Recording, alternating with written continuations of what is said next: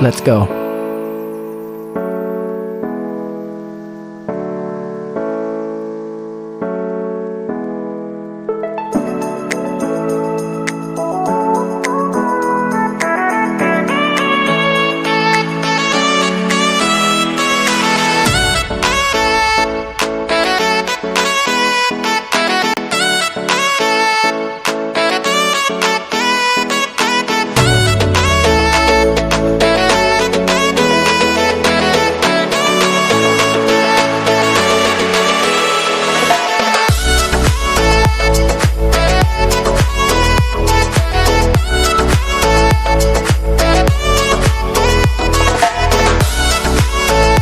Hello, everybody, and welcome back to the show with another enlightening guest on the channel today. So, we have today with us Mr. Avinash Saxena, a visionary leader in the field of HR development and a man whose work goes beyond policies and processes and dives deep into people, purpose, and transformation.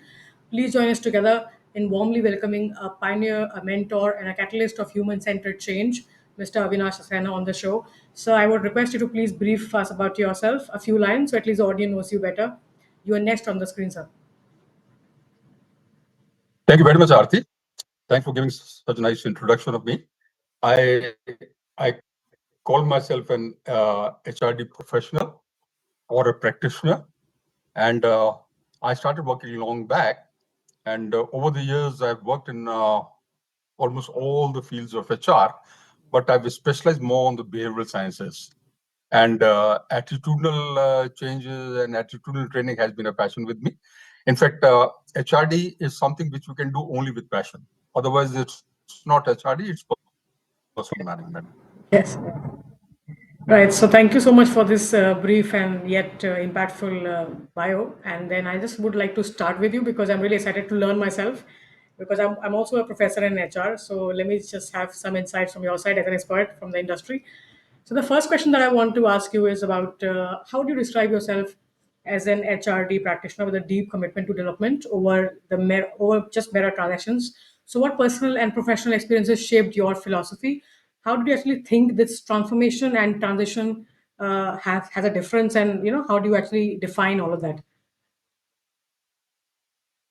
Okay. I would put it like this, when I started my career, when I joined the HRD, that was the time, when corporates were making a transition from personal management to HRD management. Now, they are not just a difference in nomenclature. There's a difference of approach. There are a lot of things that are different. One, as I said earlier, HRD is done with passion. But the main difference in the approach, if you simply put it like this, that a personal manager will solve a strike, or he will win industrial disputes. Whereas an HRD manager will work to see that the situation for a strike doesn't happen. So the strikes won't happen. That means one is preventing, working with the people so that the dissatisfaction is not there. Not only dissatisfaction, the non-satisfaction is also not there. So one works with people, one is proactive. Whereas in a personal management, the industrial relations manager would keep all the statutory compliance and all those things would be there. And as soon as the strike is there, go to the court and get the strike declared illegal, or work with people and solve the strike. That was the approach. So this is the difference in approach. Now, at that time, we were just making this shift from personal management to HRD management. And I was working with a printing press in Faridabad. That was my first industrial job. My immediate boss was the general manager was a personal manager. He was a veteran personal manager, but he had a foresight for HRD also. He had that foresight. He didn't know anything, and he didn't mince his words. He said that, Avinash, I don't know anything about it, but I want you to do it. And my MD also, Arun Puri, he was also he also gave me a free hand. And these two people, they made me work with people. They made me work with people. I used to work with people. I used to spend most of my time on the shop floor. Right. So I worked with people. I started enjoying doing that. I found that is much more effective than the other way, like working in the time office and all those things. So I started enjoying it. I, Although at that time I didn't know that what I was doing was HRD. Right. Then through HRD network and all, I came into contact with management gurus, HR gurus like Sharu Rangnekar, Uday Parekh, and TV Rao. Those people, they shaped my experiences. They shaped my philosophy. Then my own personal management guru, Dr. Salim Sharif from Delhi, he was also responsible. Then a lot of friends of mine, JM Sampath and all, when I talked to them, when I and in fact, Dr. Salim Sharif did some work with me also, made an intervention with me to make me realize how empathetically I can work and all those things. So this is how it shaped. And then ultimately what happened was that, okay, then I started working. And when I started working in that, I got sold to this. And well, here I am. Well, that's very beautifully explained, and I'm really, I'm really happy to have you here because it's very important to understand this difference, and this difference comes with the experience that you have. That we should be proactive, and we still have mechanisms to remove the strike or to stop the strike, but we should make an effort to not have those circumstances in the business, and that's very very important. So yeah, okay. So moving to the next question, sir.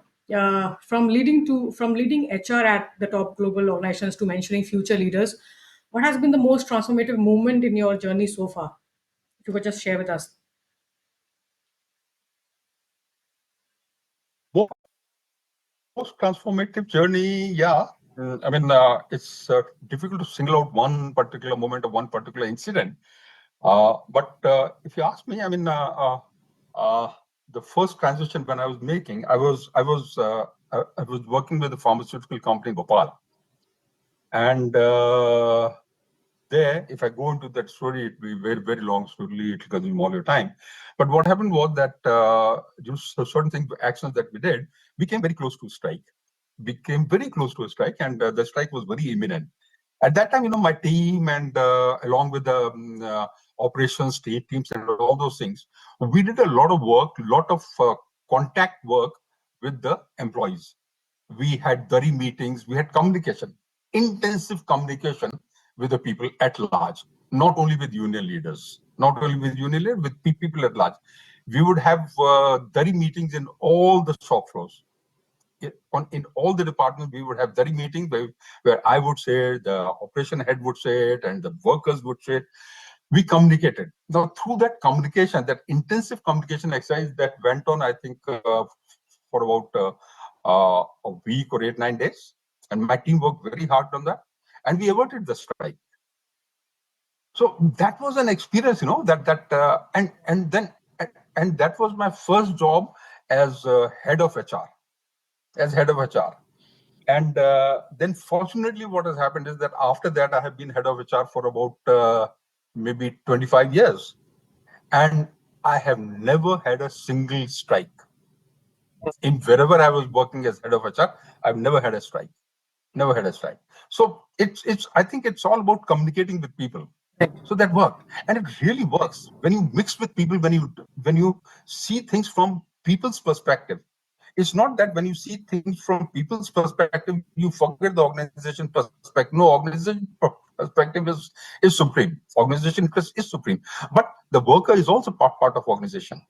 So it's very interesting. Right. It's actually we people who actually form the organization altogether, and the interesting part is because it's not very easy to handle the workers at that lower level. It's because sometimes they're not very educated, so you have to communicate in their language to make them understand what it actually means to them and how are we talking about their well-being and benefits. So that's very important, and it's commendable in case there was no And strike after intervention.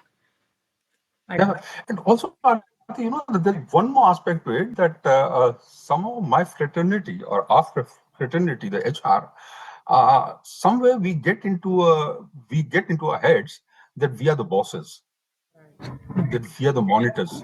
Which should not No, HR happen. is not a monitor. HR is a facilitator. HR is a facilitator, right? So the moment you shift that in your mind, make a shift in your mind that from monitor to a facilitator, many problems are solved. many problems, so that the the employee starts looking at you as a helper, as a helping hand, Right, right. and then everything becomes very enjoyable. Yeah.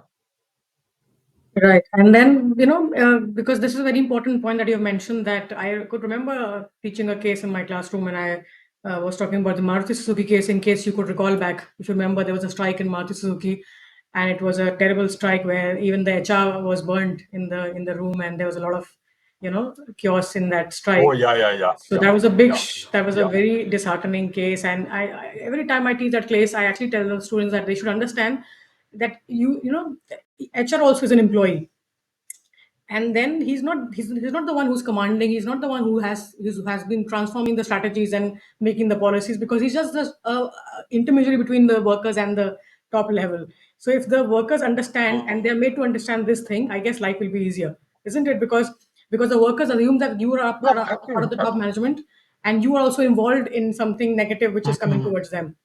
So this happens when you Absolutely, talk about absolutely, communication and absolutely. building relationship and making them understand, getting to their level. I guess that's a Yeah. very important thing, because otherwise it's a very disheartening incident, which what happened to the family of that HR manager in that incident. I hope that never happens to anybody. You know, I'll give you an example. I'll give you a theory of mine. Although I'm not very gender conscious person, and I'm saying this with all humility. You find there are many ladies who are very successful HR managers, very successful HR managers. And I think out of all the management jobs, I think the most suited for females is HR job. You HR, know why? yeah.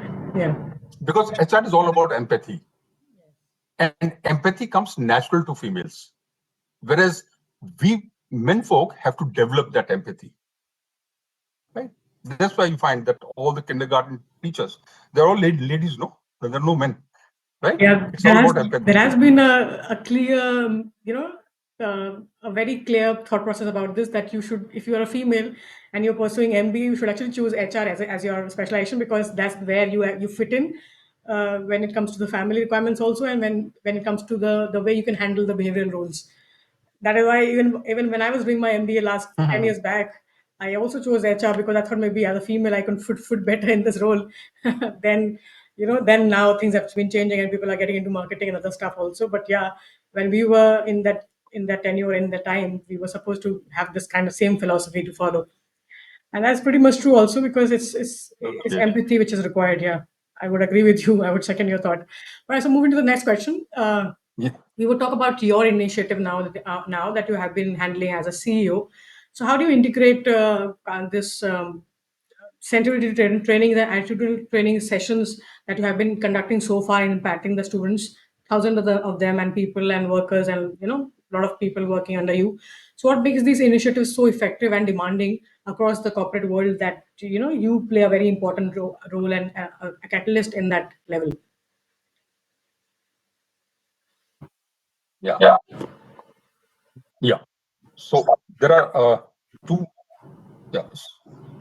So there are two aspects to your query. One is what makes it, what creates the demand for those things, and other is what makes it effective. Demand is created by the results that it shows, right? If the results are there, it will be in demand. Uh, and it's unless your intervention, any intervention that you make, unless it affects the bottom line, the demand for that will not be there. And when attitudinal change happens, it affects the bottom line. And I can give you by example as we go on. I can give you an example of how it has affected the bottom lines of organizations that I've worked in. The effectiveness of that comes because it is a very robust process. It is a very robust process. And what are the highlights of that process? One is that the process is absolutely non-threatening. It's an introspection process. It's an introspection process, and very deep introspection. You get in touch with yourself, right? Now, this getting in touch with yourself can be very threatening. So you have to create a very non-threatening atmosphere, non-judgmental. No one is judging. The person is getting feedback. through his own appraisers. So it is non-judgmental, non-threatening, and it is and the facilitator of the process, he or she doesn't give solutions. We help the participant find his own solutions or her own solutions, right? So it is very effective. You get in touch with yourself, and I know it's a very I don't know, very good feeling, or when you get in touch with yourself. And I've seen, people feeling so relieved Yeah, very after going enlightening through and this soothing workshop. feeling when And you start this knowing about workshop, yourself. mind you, it doesn't, yeah. And this workshop, mind you, it doesn't work only to improve your efficiency levels. It improves not only efficiency levels, it improves your ability to build relations and maintain relations. I mean, it could be relationship with your spouse, with your friends, with your family. So it is enabling the person towards success, achieving success in anything that he or she does. Right, Right? very true. So I can totally understand the importance here, and that's where you're playing the part in the corporate. So I guess while providing this kind of trainings, and that's what you're trying to pursue now in the coming business, right? If I'm not wrong, if I got you right. Yeah, Okay. yeah. So, so the next question that I want to ask you is more about these kind of skills. So how do you No, in integrate? the last question, if you have, yeah, Yeah, okay. yeah, yes, sir, yes, sir. In the first question, if you have some time, I can share with you an example of how it affects the process. You have time? Yes, yes, for sure. Please go ahead. Do you have time? Yes, yes, yes. We Okay. do. Uh, See, I was conducting this workshop, and one of the participants I won't give any name to him. One of the participants was a diploma engineer, right? Now, he was a young boy, an electrical engineer. He was very competent in his work, very competent in the sense that he was very able. He knew, his knowledge was very good. He would do things right, but his behavior, he would fight with everyone. He would fight with his bosses. He would fight with the colleagues. And he was adamant, stubborn, and he was not getting anywhere. Like, like because of his attitude, sometimes he would mess up his own work, which otherwise he could have done very well, right? So although he was able to retain his job because he was so good, but he would not move forward in his career because people found it difficult to interact with him.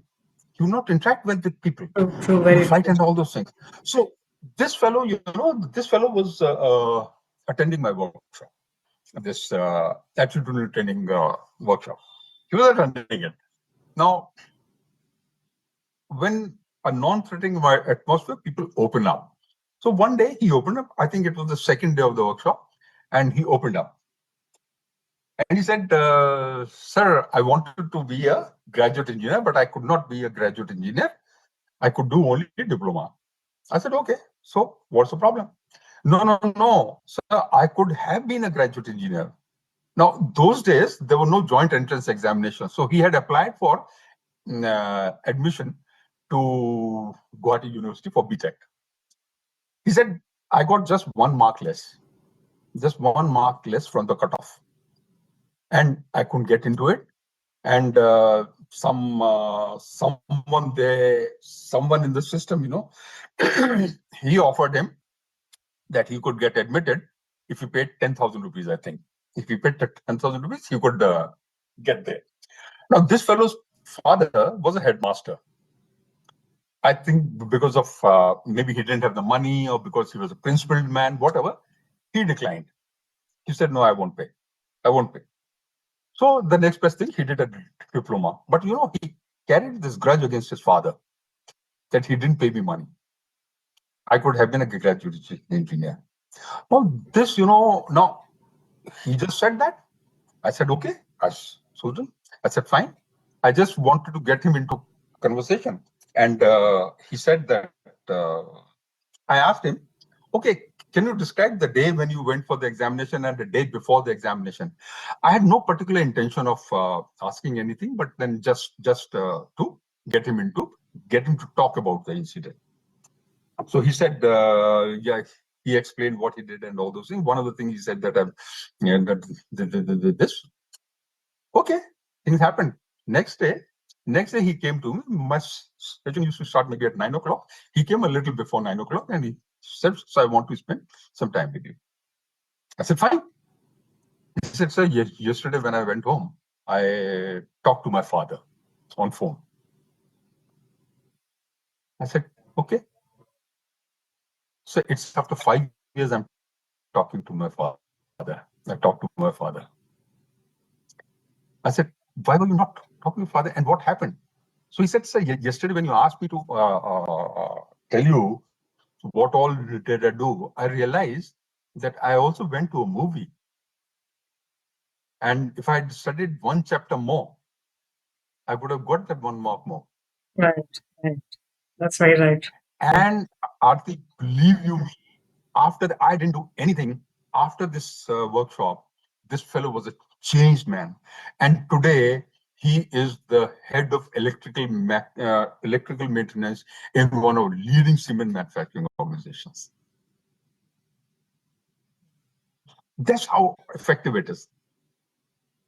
I guess maybe he had the realization of the negative thought and he has removed the negative thought from his mindset by going through what happened ultimately through your workshop, and maybe, and then that's where he got the right clue, because I feel at that point in time, maybe because he was a headmaster, it was a principal orientation that he did not pay for, and that is when he realized that, okay, just 1 marks would have been because of he would have done better in the future. So in case you would have got that 1 mark. So that realization is very important, In and fact, what removing the happens negative is thoughts. We that can't be blaming whenever others we fail, for our losses. That's the absolutely. point. In fact, what happened is that whenever, yeah, whenever we fail, whenever we fail, there are a lot of things to blame. Some blame is on us, some blame is on others. Now, normally what happens is he, like many of us, what he did was that he apportioned all the blame to someone else, his father, and didn't. Now, whatever his father did was not in his control. Whatever he did was in his control, right? So when he went through this, he thought of his part of the blame also, and he became all right. The baggage vanished. Right, right. And this relation is very important. I guess there is the time where you're supposed to give coaching and guidance where people can understand this parameter of self-realization and awareness, and stop the blame game that they're actually playing in their lives and being unhappy, having the negative feelings for somebody else. All right, all right. So thank you for sharing this beautiful story. It's very inspiring and important to understand how individuals behave, and how behavioral change is very important for them to progress in the future with whatever roles they are handling. So moving to the next question. So if you could just elaborate us, how do you integrate counseling skills and sensitivity training to bring out the attitudinal change and the emotional intelligence in the workplace? Okay. Now, let me answer this. It's uh, sensitivity training helps someone to get in touch with himself or herself and identify your own attitudinal rough edges. Right? When you identify your rough edges, it's a painful exercise. It's a little painful. So you have to be, you have to have a personal rapport with the person, with the participants, right? That's very important. So there, that personal counseling and all that, it helps a lot. And he or she should feel that he or she can share everything with you, because he's getting in touch with the. Now, in the sensitive training, he only identifies the rough edges. After that, he has to work on those rough edges. He develops an action plan for himself to work on the rough edges. Now, when you work on the rough edges, at that time you need some hand holding. You need someone who can listen to you, someone who can give you a hearing, someone who can do some hand holding, right? So there is where the counseling comes in. So post workshop, when the person is handling and smoothing his rough edges, attitudinal rough edges, at that time counseling is required. So the counseling is very important. That is how the counseling comes into picture. I can give you an example again of a girl who was working with me. He was working under me, and there's a lot of frustration in her. A lot of frustration in her because people were misusing her being good. She was very good, very hardworking, very responsible girl, very disciplined girl. Now, when I worked with her, I found that she's very high on responsibility. She would take the responsibility. She would make efforts, very hardworking and everything. But she was very low on aspiration. Right. Now, when you are low on aspiration, high on everything, then what happens is, because you're hardworking, but aspirations are not there. So what will you do? You'll work for others. So she was talking like if I may use the word, like a donkey for others. But ultimately, what happens is that whether you have aspirations or not, this gets to your nerves, right? So she was. So I had to spend a lot of time with her, explaining to her, right? How is it affecting? How these things are affecting? Fortunately, she came out of that. Now, at that time, those personal counseling sessions were very important. They worked very well. And they're very important because somebody who's stuck in this loop every time and they don't have any spirit hand and guide in the right direction. So I understand the importance of this concept that you're talking about now uh, as an expertise in this same domain. So yeah. All right. So if I talk about measuring the outcomes, could you just elaborate us about how do you actually measure the outcomes of the organizations through your experience and after implementing your training program in those corporates? So one, I've already understood the importance See, of this for individuals, and then next is for the organizational perspective. So what do you? see, outcomes can be measured in different ways. Yeah, Please continue. Continue. yeah, I can hear you. Please continue. Should I continue? Yes, please. Yes. Okay. Now, you asked me about how can outcomes be measured. How can outcomes be measured? Now, measuring of outcomes will be different ways for different people. Like for individuals, it will be what amount of success he's been able to achieve and all. But for organizations, it should be visible in the bottom line. And what happens is, I'll give you an example. I think I can give you by way of an example. I was working for a remote. I was working for a company which had a factory in a remote area in the northeast, and it was a factory which was say designed for a capacity of 300 tons per day, and it was producing only about 140, 145 tons a day, right? And the month, the average touched 160 tons a day. Laddus were distributed, right? So it was such a. Now, this was in 95, 96, 97. The industry was going through a very bad phase, very bad phase. And we had done a lot of work in HR intervention, the attitudinal change, sense of belonging, and team working, creative problem solving. All these interventions were made, and we were groomed up. And there are a lot of incidents which I can narrate about how it worked. Like the kiln was working, the kiln was getting there was a red dot in the kiln, which is a very bad thing, very dangerous thing to happen. But the target was not met and all those things. So the mechanical engineer and the master burner and all, they got together. They still took the risk because oh, if if something had happened to the kiln, they would have lost their jobs. But the sense of belonging was there. They worked on it. But anyway, to cut the entire story short, during that phase of the downtrend in the industry, what happened, we had other factories in the neighborhood. There were 3 other factories in the neighborhood. Those 3 factories closed down. And my factory did not close. Not only it did not close, it was designed for 300 tons a day, and it started manufacturing about 350, 375 tons a day, which is a record. Right. So it is these now. These are the interventions that these are when you create that kind of an atmosphere in the organization, it is to be a holistic thing. It can't be done by training a few people. You have different interventions at different levels, right? But this happened. So this is how you can measure the effectiveness. That is very true. The Actually, outcome was that I would second 3 your other thought. factories were closed. Right. So that's it. And then it works for individuals also. Individuals, there are bizarre stories which I've worked with a lot of trainees. Now, okay.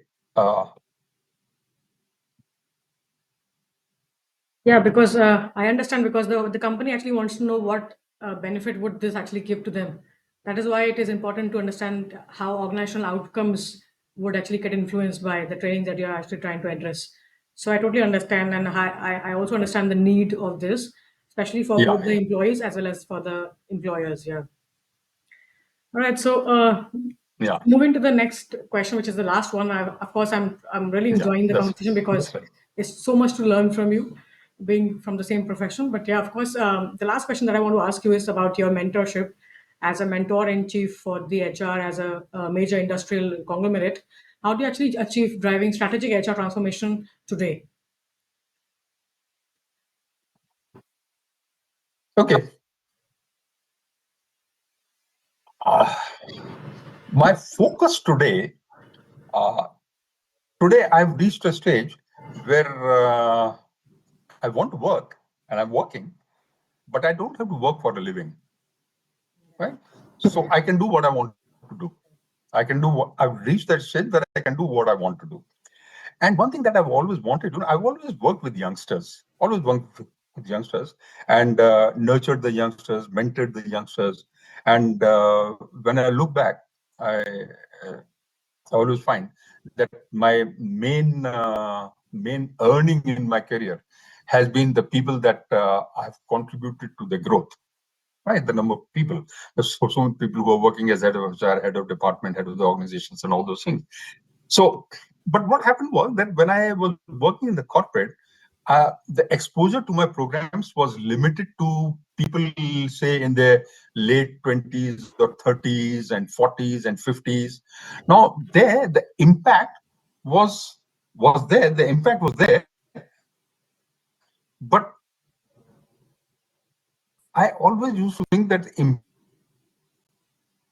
impact would be much more if this exposure was given the age, right? So today Yeah. my focus for these interventions is school leaving students or college students or young executives. So what happens is if I can do something for them, if I can smoothen their rough edges, bring out attitudinal changes at that age, maybe in the late teens or early 20s and all those things, then they have got lifelong to reap the benefits.